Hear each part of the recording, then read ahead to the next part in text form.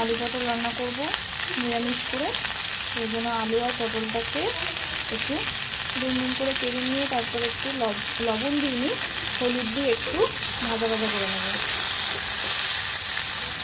এখানে আমি লাল লাল করে আলু আর পটলটাকে ভেজে তুলে নিয়েছি। কড়াইতে তেল গরম করতে দিয়েছি, এবার একে একে সব কিছু ছাড়বো। একটা এলাচ দিয়েছি, একটা তেজপাতা দেবো। যেহেতু নিরামিষ করে করবো, যেহেতু এটা নিরামিষ রান্না তার জন্য একটু হালকা চিনি দিয়ে নেবো, হালকা মিষ্টি মিষ্টি লাগে তার জন্য একটু চিনি দেবো। তেলটা গরম হয়ে গেছে, এখন আমি এর মধ্যে টমেটোগুলো দিয়ে দেবো। আর একটু সামান্য পরিমাণে কালো জিরে দিয়ে একটু ভুলে গেছিলাম, তো একটু কালো জিরে দিয়ে দিলাম। পনির পটলটা কালো জিরে দিয়ে করবো। টমেটোটা ভাজা ভাজা হচ্ছে, এরপর আদা আর কাঁচা লঙ্কা বাটা দেবো। আদা কাঁচা লঙ্কা বাটাটা দিয়ে এর মধ্যে পরিমাণ মতো লবণ,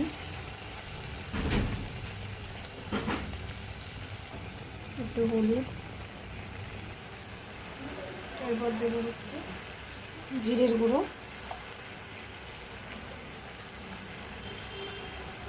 তারপর একটু ধনের গুঁড়ো,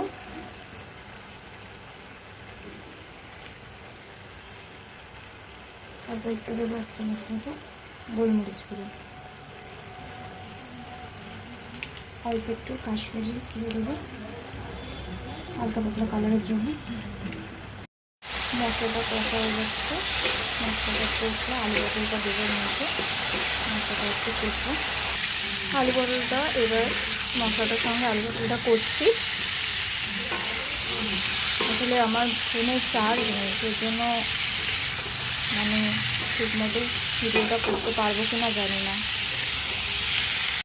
একদমই আমার ফোনে চার্জ নেই, সেই কারণে ভিডিওটা ভালো করে করতে পারছি না। এবার আলু পটলটায় জল দিয়েছি, এবার ঢেকে দেবো, তারপর ফুটুক।